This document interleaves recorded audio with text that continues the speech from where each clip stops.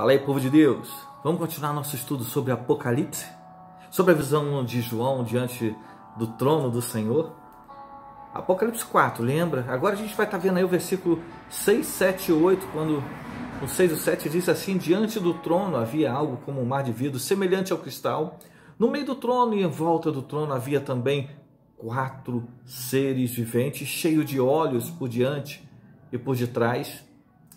O primeiro ser vivente era semelhante a um leão, o segundo era semelhante a um novilho, o terceiro tinha rosto semelhante a um ser humano e o quarto ser vivente era semelhante à águia quando está voando. Nós vemos aí alguns confrontos teológicos e de estudiosos, cada um dizendo que uma coisa diferente. Nós temos que relembrar que tudo aquilo que é dito em Apocalipse são representações, são símbolos daquilo que o Senhor há de revelar do que está nos céus, até porque seria muito complicado a nossa humanidade entender aquilo que é divino. Então o Senhor começa a revelar a João como símbolos, tanto que na maioria das vezes você vai ver João falando que ele vê semelhante, ele vê como se fosse, porque ele precisava traduzir aquilo que ele estava vendo, e o que ele estava vendo não era traduzível de forma literal ao homem. Então nós vamos tentar entender que símbolo é esse, o que o céu queria falar com João e mostrar a João para trazer aos nossos dias, através dos quatro seres viventes.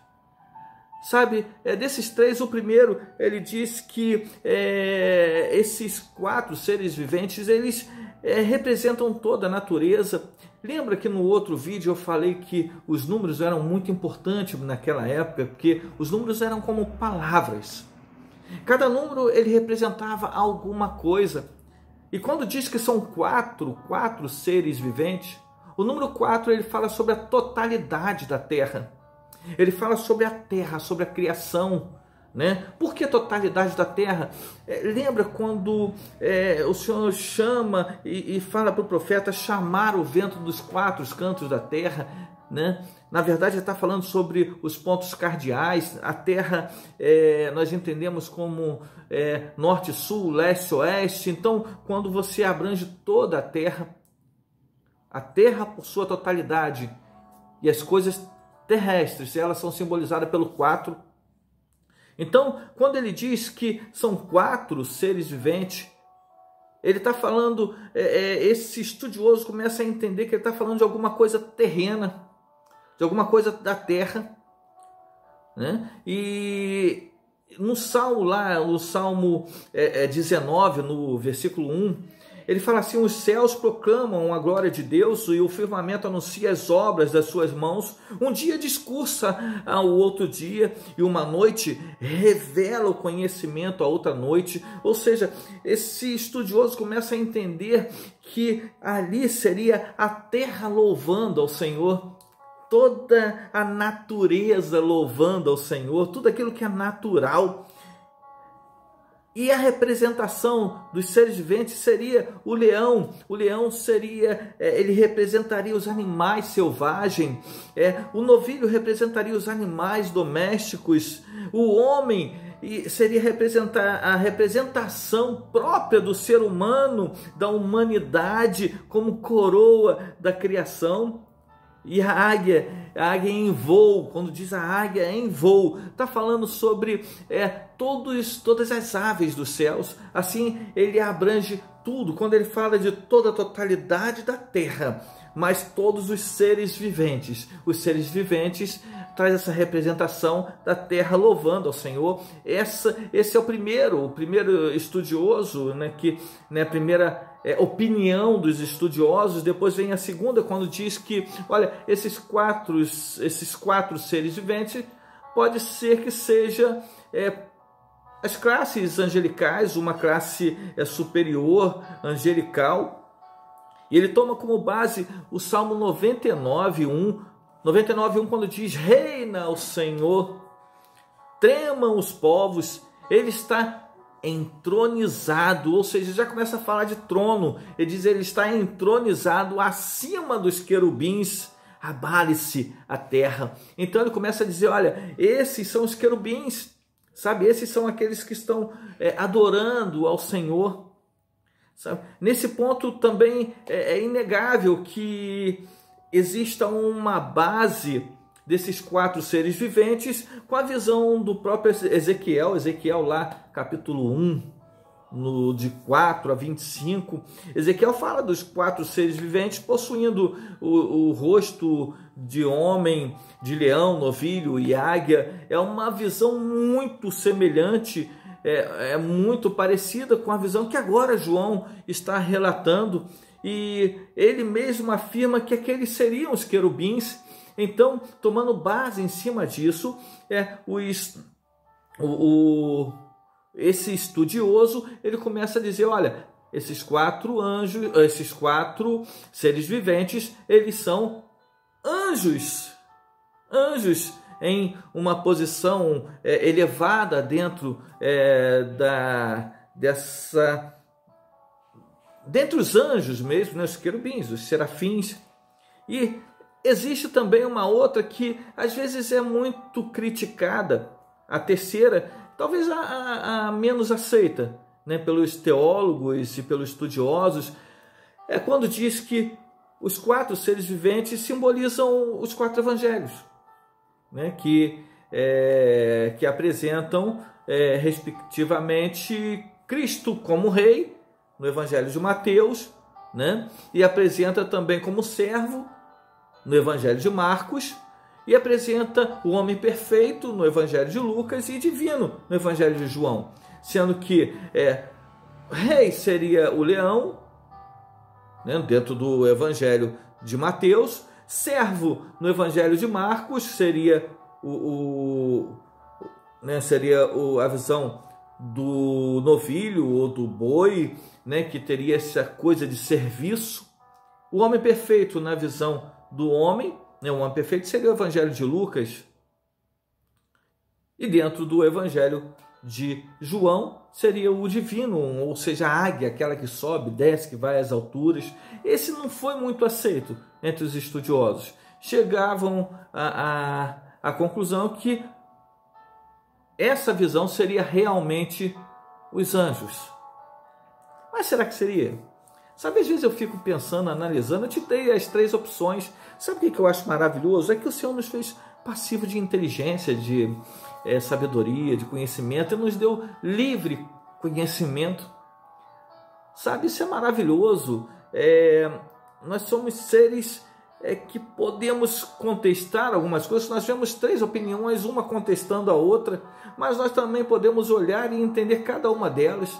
Às vezes eu fico olhando e pensando, se eu for pegar a ótica de cada um desses 3, será que na realidade não seriam os 3? Não é.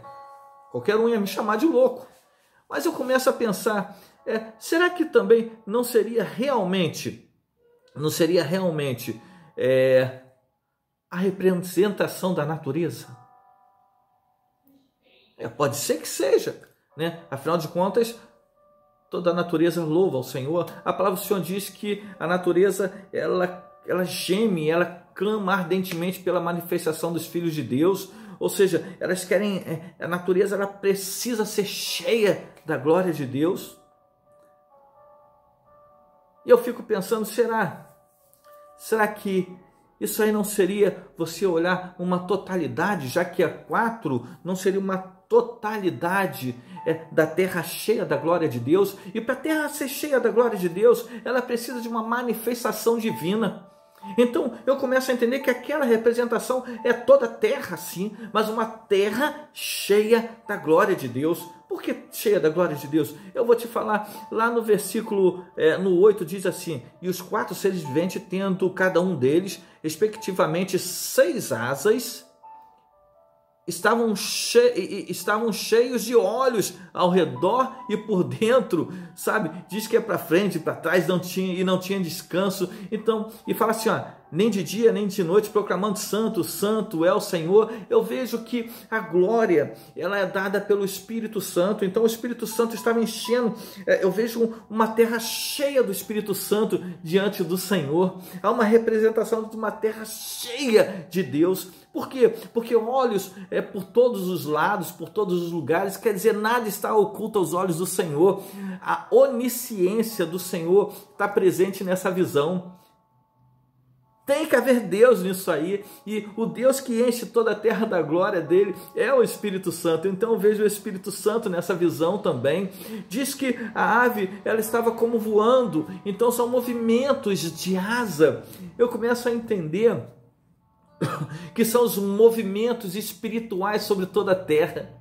Sabe, a visão de Deus de encher a terra sobre o seu movimento espiritual. Então eu creio sim que é toda a natureza diante do Senhor, cheia da glória de Deus. Assim como eu creio também que seria também os anjos, sim, os anjos, porque os anjos foram importantes ministradores entre Deus para com o homem, sabe, eram ministros segundo a ordem do Senhor. Então também havia uma importância da manifestação de Deus sobre a terra. Eles estavam envolvidos. Então eu vejo Deus honrando, Deus trazendo a história de todo o evangelho agora diante dele como uma vitória,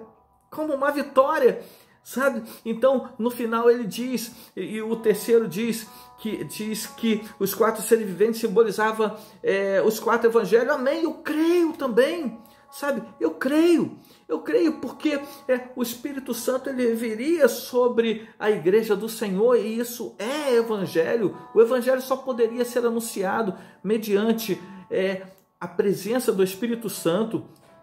E os 4 evangelhos estavam aí como uma carta de Deus para todas as nações. Toda a terra agora estava mediante ao Senhor de todas as nações. Sabe, quando há essa representação do evangelho, eu começo a entender que foi um evangelho pregado em toda a terra. Lembra do 4? Em toda a terra. Se você pegar o evangelho, você vê que os quatro, lembra que 4 representa a terra? Toda a terra foi pregada pelos 4 evangelhos anunciados. Jesus Cristo foi anunciado por Mateus como um rei, porque Mateus ele pregava aos judeus, sabe? A palavra dele era mais direcionada aos judeus, e os judeus necessitavam de um rei. Então Mateus pregava, ele tinha como ênfase o sermão de um rei, de alguém que reinava, era alguém profético, sabe? Alguém que já tinha sido revelado como o leão da tribo de Judá. Por isso há uma representação do leão, o Rei dos Reis, Senhor dos Senhores. Marcos, ele já pregava mais direcionado aos romanos, sabe? Ele mostrava os milagres, ele mostrava a prática em si, a visão prática daquilo que Jesus fazia. Porque os romanos, eles tinham uma visão muito prática, sabe, de trabalho, de serviço. Então, era um Jesus que estava servindo com milagres à humanidade. Por isso, a representação do novilho ou do boi, porque era para isso que eram usados os bois, para serviços. Então, Marcos, ele apresentava um Jesus servo. Mateus, um Jesus rei, leão. Marcos, um Jesus servo, o boi. Mas Lucas era um médico grego com todo conhecimento filosófico, até porque a medicina ela viria da filosofia grega, e ele mostra um Jesus mais histórico, um Jesus que contava parábolas, um Jesus mais humano, intelectual, um Jesus mais filosófico, sabe? Mais humanizado. Então, havia uma representação do rosto do homem para mostrar essa humanidade do Evangelho de Jesus. João já mostrava um evangelho mais de amor, uma coisa mais espiritual, porque o evangelho de João é mais direcionado à igreja, sabe? Aqueles que já conheciam a Jesus e queriam intimidade com Deus, porque Jesus era o apóstolo da intimidade. Ele apresentava a figura de Jesus como filho de Deus, ou seja, aquele que veio das alturas à terra e da terra às alturas, aquele que não era apenas como leão, rei na terra, mas era também rei nos céus. Então apresentava essa autoridade nos céus, isso representado pela águia, que é dada como a ave que reina nos céus. Então nós vemos que nada disso seria pregado sem a presença divina do Espírito Santo. Diante do trono agora, eu vejo uma representação total, uma representação do mundo espiritual que atuou sobre a terra, os anjos, uma representação divina, atuando através do Evangelho, Espírito Santo. Assim como nós vemos também toda a terra representada, todo ser vivente, sabe, todas as aves dos céus louvam ao seu nome, o leão, o touro, toda a humanidade. Agora, tudo está mediante ao trono de Deus, louvando incansavelmente pelos seus feitos e dizendo: Santo, Santo, Santo é o Senhor. Olha como é que converge tudo para uma coisa só, os pensamentos. Toda a terra cheia da glória de Deus. Todo ser vivente, agora lançando louvores ao trono do Senhor. Bem, essa é a visão que eu creio, é isso que eu vejo. Ele é digno de toda honra, de todo louvor, de toda glória, em todos os povos, em todas as nações, em toda a terra. É assim que eu creio. Sabe, nós terminamos agora o estudo sobre o trono, a visão de João sobre o trono. Espero que tenha te ajudado bastante aí e comente bastante aí embaixo. Eu não sei se você tem a mesma visão que eu, se não tem, você é livre para falar aí, né? E diz a visão que você tem também. Vamos estar participando e crescendo juntos. Sabe por quê? Porque juntos nós aprendemos mais. Afinal de contas, estamos juntos, nós somos um.